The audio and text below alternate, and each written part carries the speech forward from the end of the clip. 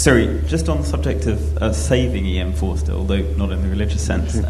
Forster wrote in Howard's End that truth being alive was not halfway between anything.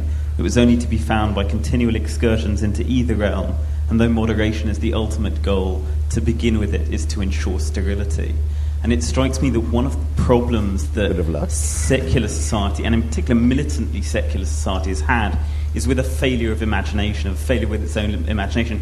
When it threw out the beautiful liturgy, the poetry of the King James Bible, it didn't replace it with anything else. And we're now left with almost this Dawkinesque, atomistic, reductivist society.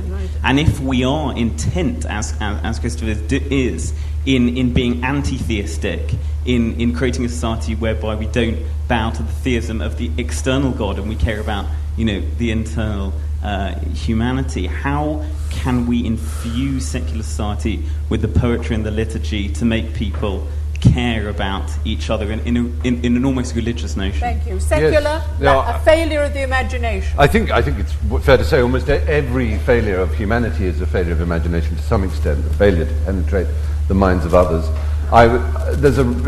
What you were saying reminded me a little of a line of G.K. Chesterton's. The trouble, he was of course a religious man, as we know, and not an entirely nice one, but he did say some very good things. And one of the things he said was, the trouble with atheism, as far as he was concerned, is when you stop believing in God, you don't believe in anything. You don't believe in nothing. You believe in anything.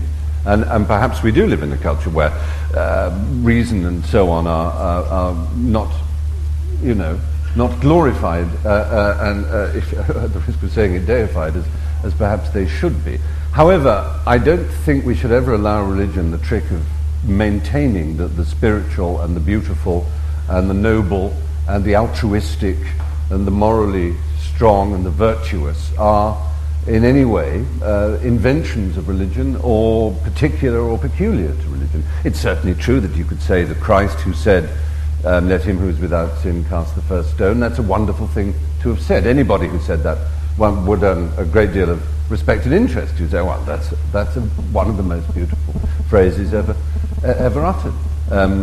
But there is absolutely no monopoly on beauty and truth in religion.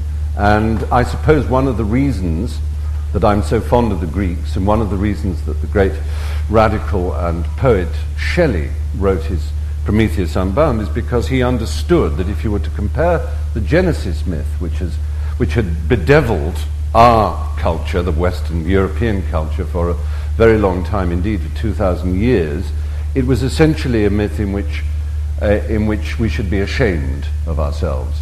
God says, who told you were naked? What possible reason have we to believe that we are naked, or that if we are naked, there is something to be ashamed of, that what we are and what we do is something for which we should ever apologize? We should apologize for our dreams, our impulses, our appetites, our drives, our desires, are not things to apologize for. Our actions sometimes we do apologize for, and we excoriate ourselves for them rightly. But that's the Genesis myth. The Greek myth of Prometheus, who stole fire from heaven and gave it to his favorite mortal, man. In other words, the Greeks were saying, we have divine fire. Whatever is divine is in us. As humans, we are as good as the gods. The gods are capricious and mean and foolish and stupid and jealous and rapine and all the things that Greek mythology shows that they are.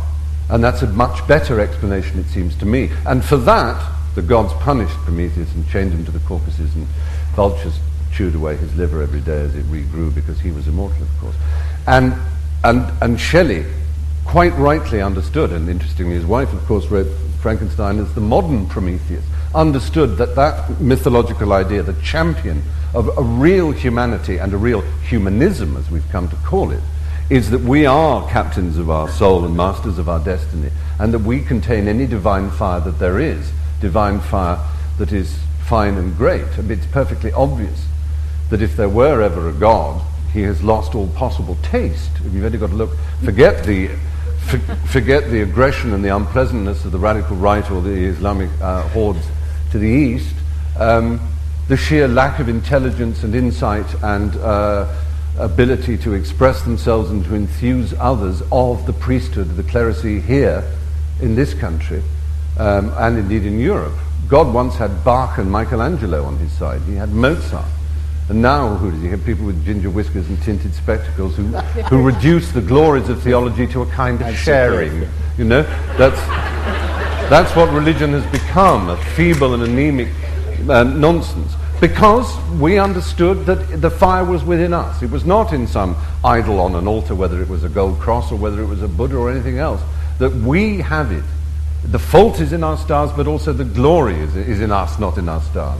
The glory, anything, we take credit for what is great about man, and we take blame for what is dreadful about man. We neither grovel or apologize at the feet of a god, or are so infantile as to project the idea that we once had a father as human beings and we therefore should have a divine one too. We have to grow up, which is partly what Christopher was saying. Shalom. That is the most wonderful tribute to the human spirit. I use the word spirit. Do you want to, Sister Nala?